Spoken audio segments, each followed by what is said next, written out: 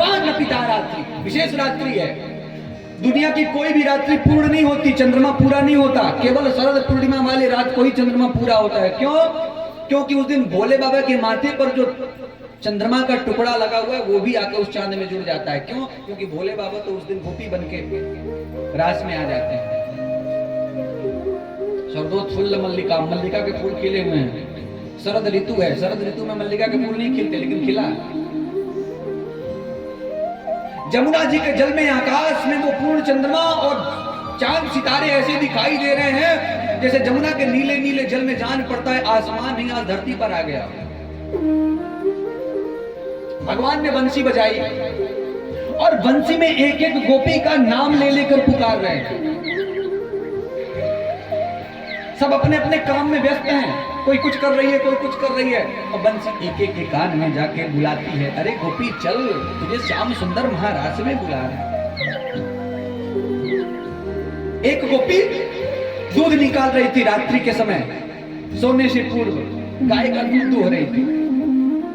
बंसी ने जाके कहा, अरे गोपी तू ये दूध ही दोहती रह जाना, अरे देख बंसी में कृष्ण तुझे आवाज दे रहे हैं, चल चल, जिसलिए तूने जन्म धारण किया, मानव तन लिया, उसका समय आ गया है, चल चल तुझे कृष्ण बुला। इतना सुनना था कि वो गोपी बावली हो गई महाराज। दूध दोहना छोड़ा, जो दूध का पात्र था उसको उठाया, दूध जमीन को उड़ेल दिया और भागने लगा। बंसी ने कहा, रुक रुक रुक रुक रुक, अरे तू दूध छोड़ के चली जाती, समझ में आता है, तो ये दूध जो पात्र में था उसको फेंक के क्यों जा रही है?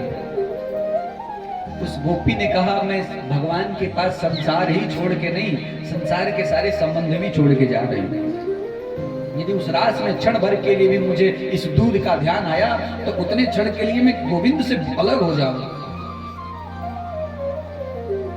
गोपियां हमारी आपकी तरह नहीं है, मन तो यहाँ है, ध्यान वहीं लगा है, तिजोरी खुला छोड़ के कहीं कहीं बहू उसमें से कुछ सटका न ले, किचन खुला छोड़ दिया कहीं कुत्ता न घुस गया हो। एक एक एक एक, एक गोपी अपने ससुर को भोजन परोस के और गैया को भूसा डालने जा रही थी। तब तक बांसुरी की आवाज है, अरे गोपी तू ये घर गृहस्थी का ही काम करती रहना है, अरे देख गोविंद तुझे अपनी बांसुरी में आवाज देकर बुला रहे हैं, चल चल तुझे कन्हैया बुला रहे हैं। इतना सुनना था कि वो गोपी बावरी रह गई। तब तक उसके ससुर ने आवाज दिया कि अरे बहू ने रोटी दे दे। अब वो तो उस सुध में कृष्ण के प्रेम में उन्मत्त महाराज, वो रोटी की जगह जो भूसा गाय को डालने जाते वही ससुर जी की थाली में डाल दिया और भागी। एक गोपी महाराज श्रृंगार कर रही थी। क्यों श्रृंगार करती? उसको पता था कि कृष्ण का बुलावा आने वाला। श्रृंगार, 16 श्रृंगार, और सारे श्रृंगार करने के बाद वो आंखों में अंजन काजल लगा रही थी। और काजल लगाते समय माताएं बड़ी सावधान रहती हैं, क्योंकि यदि थोड़ा भी टेढ़ा हो गया तो सारा श्रृंगार बेकार हो जाएगा, फैल जाएगा। बिल्कुल वो सावधानी से। एक होता है वो भीमसेनी सूरमा महाराज, ये मोटा मोटा काजल लगाती है कहीं। वो भीमसेनी सूरमा लगा के हमारा पत्नी पति को देखे तो पति थर-थर न कांपे तो क्या करे। वो बड़ी बड़ी सावधानी से अंजन लगा रही। तब तक बांसुरी की आवाज, अरे तू सजती रही हो, अरे देख तो ये गोपाल बंसरी में आवाज दे रहे, चल।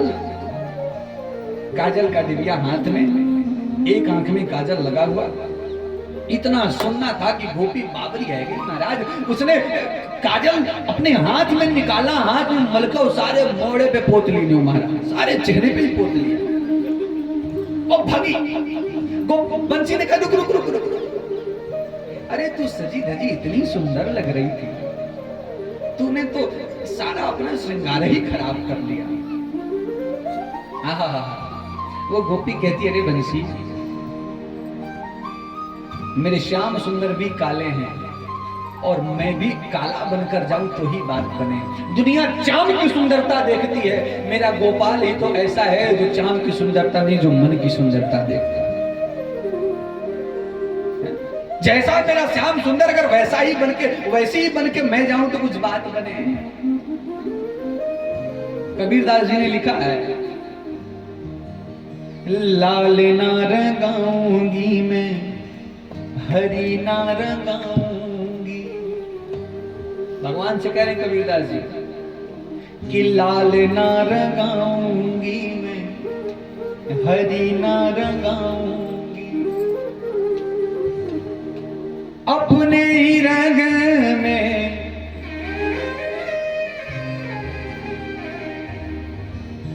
रंग दे समझिया। एक सांवरे, हे गोपाल, अपने रंग में रंग दो तो कुछ बात बने। मुझे लाल पीना नहीं रंगाना, और ऐसी रंग दे कि रंग ना ही छूटे। हे गोपाल जी, अपने रंग में ऐसा रंग दो कि आपका रंग उतरे ही ना, छूटे ही ना। कब तक? धोबिया धोए चाहे सारी उमरिया, सारी उम्र धोबी धोता रहे, आपका रंग न उतरे। और बिना रंगाए मैं तो घर ना ही जाऊंगी। आपके शरण में आ गए हैं, वो अपने रंग में रंगो, हम घर वापस नहीं जाने। बिना रंगाए मैं तो घर ना ही जाऊंगी। कब तक? अरे बीत ही जाए चाहे सारी उमरिया, सारी जिंदगी गुजर जाए, बिना आपके रंग में रंगाए मैं नहीं जाना। जैसा मेरा गोविंद वैसी मैं बन के जाऊं तो कुछ बात नहीं। बागी गोपी वर्णन आता है, कई करोड़ों की संख्या में गोपियां हैं, कई यूथ हैं गोपियों के, सब पहुंची है राजमंडल में। प्रभु ने अपना वंशी बजाना बंद किया है, गोपियों की श्रृंखला खड़ी है। गोपियों को देखकर कन्हैया ने कहा है, स्वागतम वो महाभागा प्रियम किम करवाणि वह। स्वागतम वो महाभागा, अरे गोपियों आप सबका स्वागत है। सब गोपियां बड़ी प्रसन्न, प्रभु स्वयं स्वागत कर रहे हैं। लेकिन अगले पंक्ति में बोले, प्रियम किम करवाणि वह, क्या करने आई हो यहां? सारी गोपियां बोली, देख लो इनको, स्वयं तो बंसी में आवाज दे दे के बुलाते हैं, और जब हम यहां आ गए हैं तो ये पूछ रहे हैं कि क्यों आई हो। गोपियां चुप हैं।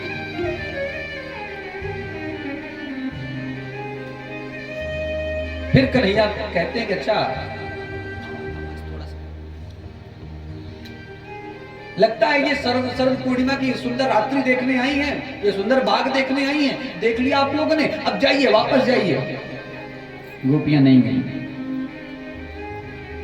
फिर कहते हैं, अच्छा ये शरद आज के अद्भुत फूल खिले हुए इनको देखने आई होंगी, देख लिया, आप जाइए। आपके बच्चे घर में रो रहे होंगे, पति प्रतीक्षा कर रहे होंगे, जाइए, वापस जाइए।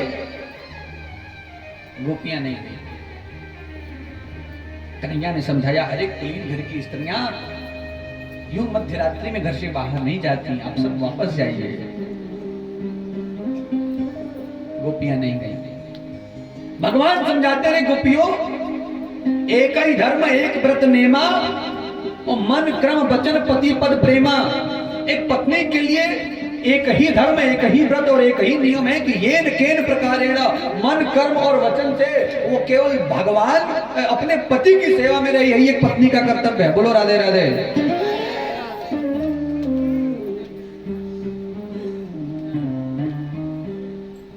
आप लोग वार्ता न करिए कृपया, बोलो राधे राधे। भैया शांति, जो जहां आया वहीं बैठ जाइए, वहीं बैठ जाइए। सारा रस भंग हो जा रहा है हमारा। बाबा को बैठाओ, कोई ले जाके पीछे मारा, बैठ जाइए बाबा, बैठ जाइए। बोलो राधे राधे।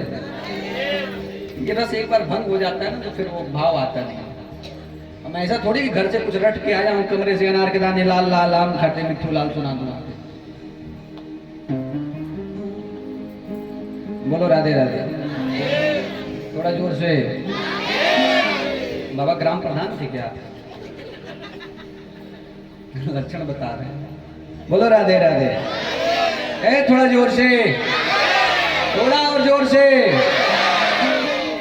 सब बोलेंगे, बाबा नहीं बोलेंगे। बोलो राधे राधे। खैर, एक पत्नी के लिए पति की सेवा ही सबसे बड़ा धर्म है, वही एक नियम है और वही एक व्रत है। आप सब घर जाइए, गोपियां नहीं गई। कन्हैया ने एक कथा सुनाई है, आप लोग भी ध्यान से श्रवण करिए। कन्हैया गोपियों से कहते हैं, गोपियों एक दंपति था, पति पत्नी थे, दोनों में बड़ा प्रेम था। पति किसान था, उनका 1.5 वर्ष का कोई बालक था छोटा सा। पति खेत से थक कर लौट कर आया, पत्नी की गोद में सर रखकर सो गया। पत्नी उसको पंखा करती रही, नींद आ गई उसको। उसका 1.5 वर्ष का छोटा सा बालक खेलते हुए अग्नि कुंड था, उसी कुंड के पास चला गया, उसमें अग्नि जल रही थी। पत्नी ने सोचा अभी अग्नि में गिर जाएगा, ये जल जाएगा। उसने सोचा जाके उसको पकड़ूं, फिर ध्यान आया कर मैं उठती हूं तो पति की नींद खराब हो जाएगी। वो बैठी रही, नहीं गई।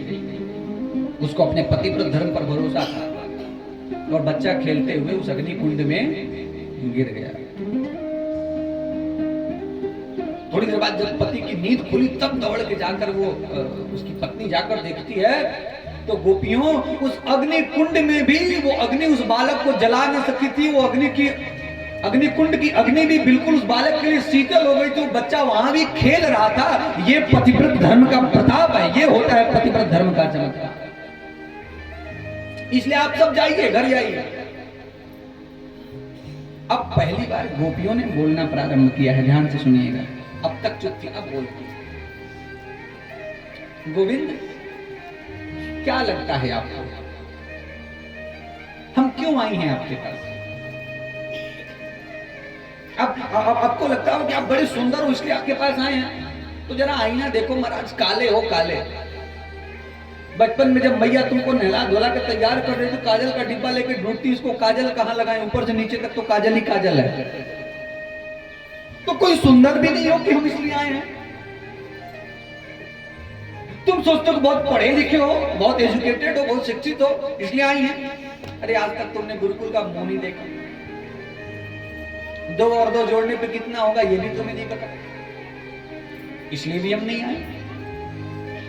तुम्हें लगता होगा कि तुम्हारा नाम बहुत है इसलिए आए हो। हाँ, नाम तो है कन्हैया, लेकिन चोरी में 1 नंबर के चोर, इसलिए भी हम तुम्हारे पास नहीं आए। तुम्हें लगता होगा कि बहुत बड़े बाप के बेटा हो, तो तुम भी अहीर के छोरा, हम भी अहीर की छोरी हैं। गोपाल, क्या लगता है क्यों आए हैं हम तुम्हारे पास? कृष्ण निरुत्तर है महाराज, कोई उत्तर नहीं है इनके पास। आप ही सोचो, अगर वर्तमान में कृष्ण आ जाए हमारे आपके पास, बिना किसी चमत्कार के, बिना किसी अस्त्र शस्त्र के, तो क्या हम वो प्रेम दे पाएंगे उनको जो गोपियों ने दिया निष्कारण? क्योंकि वही विशुद्ध प्रेम था। नारद भक्ति सूत्र में प्रेम का लक्षण बताते हुए नारद जी महाराज कहते हैं, गुण रहितम कामना रहितम अविच्छिन्नम अवितरलम प्रदक्षिण वर्धमानम यदि प्रेम लक्षण तत्सुख सुखित्वम। ये प्रेम के 6 लक्षण हैं। प्रेम का पहला लक्षण है गुण रहितम। अपने प्रेमास्पद के ऊपर प्रेम किसी गुण के कारण नहीं आना चाहिए। बहुत सुंदर है, बहुत पैसे वाला है, बहुत नाम है, बहुत अच्छा उसके अंदर कोई कला है, इसलिए प्रेम नहीं होता।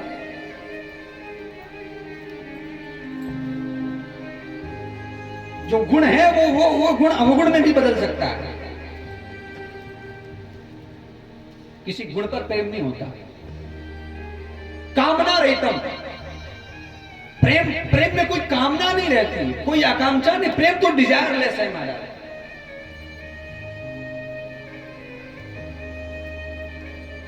कोई कामना नहीं, कोई डिमांड नहीं, ये दे दो, वो दे दो, ये दे दो, वो दे दो, ये ले आओ, वो ले आओ। नहीं, ये प्रेम नहीं है, ये सौदा है। प्रेम में कोई डिमांड नहीं है। मैंने आपको कल सुनाया था, मैं अगर चाहूं जो तुमको, तुम न मुझको चाहना, तुम अगर चाहोगे तो मगरूर हो जाऊंगा मैं अगर मांगू जो तुमसे, तुम न मुझको दें, तुम न मुझ, मैं अगर मांगू जो तुमसे, तुम न देना कुछ मुझे, वरना तो फिर आशिक नहीं मजदूर हो जाऊंगा। कोई डिमांड नहीं होती प्रेम में। गुण रहितम कामना रहितम अविच्छिन्नम। प्रेम में कोई पर्दा भी नहीं रहता, पति से ये छुपा ले, पत्नी से ये छुपा ले।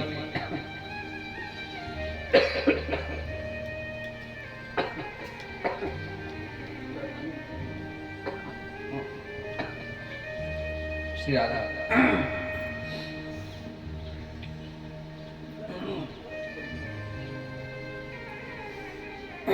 बोलो राधे राधे, थोड़ा और जोर से राधे राधे।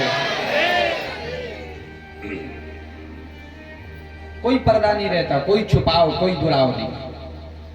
तब चित्तम मम चित्तम वा, पति पत्नी दोनों का चित्त एक होना चाहिए। सीए पिए ही कह गति जानी।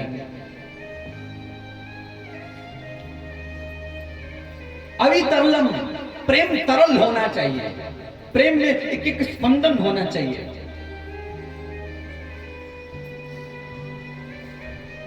इसके पास एक एक वाइब्रेशन होना चाहिए। प्रतिक्षण वर्धमानम, प्रेम ऐसा जो प्रतिक्षण बढ़े, वो प्रेम।